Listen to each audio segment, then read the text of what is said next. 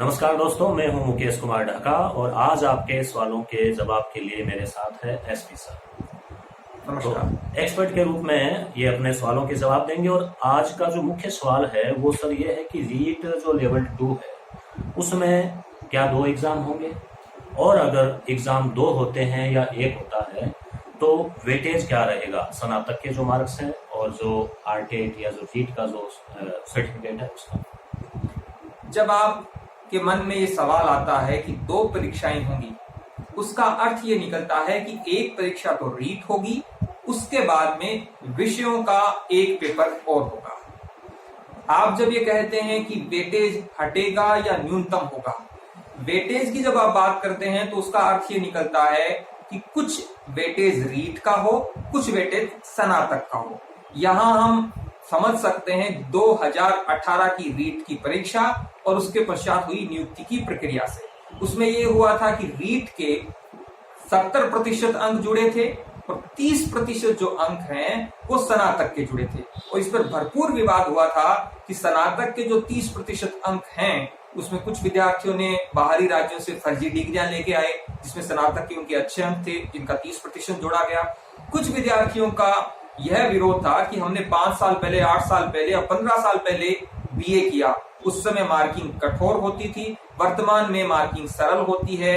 किसी के पास एक प्रायोगिक विषय जो है वो रहता है तो उसके मार्क्स 65% तक, 70% तक आ जाते हैं। हमारे 50% थे स्नातक में, और यह समस्या बीए वालों के साथ ज्यादा थी।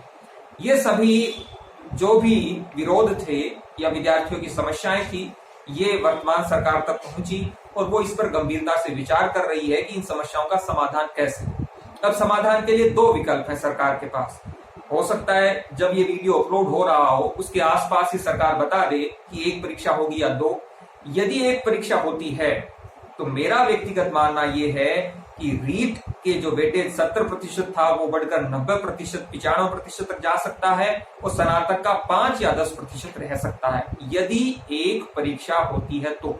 और यदि 2 परीक्षा होती हैं तब फॉर्मूला ये हो सकता है कि रीट का कुछ परसेंटेज जुड़े, वो 20 से लेकर 40% तक हो सकता है, और एक अन्य परीक्षा हो जो विषय की हो। आप यदि सामाजिक अध्ययन के शिक्षक बनना चाहते हैं तो उसका पेपर लगेगा, हिंदी का बनना चाहते हैं तो उसका लगेगा, साइंस मैथ का बनना चाहते हैं तो उसका लगेगा, अन्य किसी भाषा का बनना चाहते हैं तो उसका एक अन्य पेपर लगेगा। कुछ उसमें जनरल सिलेबस भी रहेगा, उसका एक वेटेज हो सकता है, उसका वेटेज 50 से लेकर 80% तक रह सकता है। लेकिन यह सब कुछ सरकार को बताना है। हालांकि कुछ अपुष्ट सूत्रों से यह पता चल रहा है कि सरकार का मानस 2 परीक्षाएं करवाने का है, और यदि ऐसा होता है तो इस भर्ती प्रक्रिया को पूरा होने में हो सकता है 2021 भी हमें देखने को मिले, क्योंकि दोनों परीक्षाओं के बीच में हो सकता है समय भी रहे, क्योंकि पहले इसका रिजल्ट आएगा फिर उसकी दोबारा विज्ञप्ति आएगी। ये भी सरकार के पास विकल्प है कि वो एक साथ दोनों परीक्षाएं करवा सकते हैं, जिसकी संभावना कम है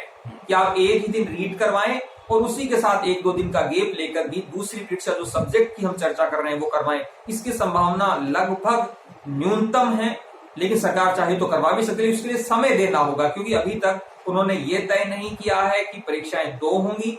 जब आप ये तय कर लेंगे कि परीक्षाएं 2 होंगी तो आपको दूसरी परीक्षा का पाठ्यक्रम बताना होगा। उसके बाद में आपको तैयारी के लिए भी कम से कम 2 या 3 महीने का समय तो देना होगा। तो मेरा मानना है कि पहले रीट की परीक्षा होगी, फिर यदि सरकार चाहे तो दूसरी परीक्षा करवा सकती है 3 से लेकर 5 महीने का समय देकर, क्योंकि उसके रिजल्ट आने में भी कम से कम 1 महीने लगेगा यदि कोई कानूनी दाव पेच नहीं फंसता है। तो कम से कम 1 महीना रीट की परीक्षा के रिजल्ट को आने में लगता है, उसके बाद ही हम 2 से 3 महीना जोड़ते हैं दूसरी परीक्षा के लिए।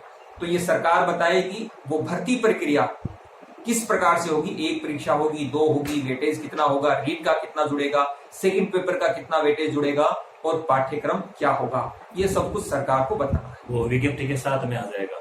हाँ, विज्ञप्ति के साथ में सरकार को स्पष्ट करना होगा कि भर्ती प्रक्रिया क्या हो।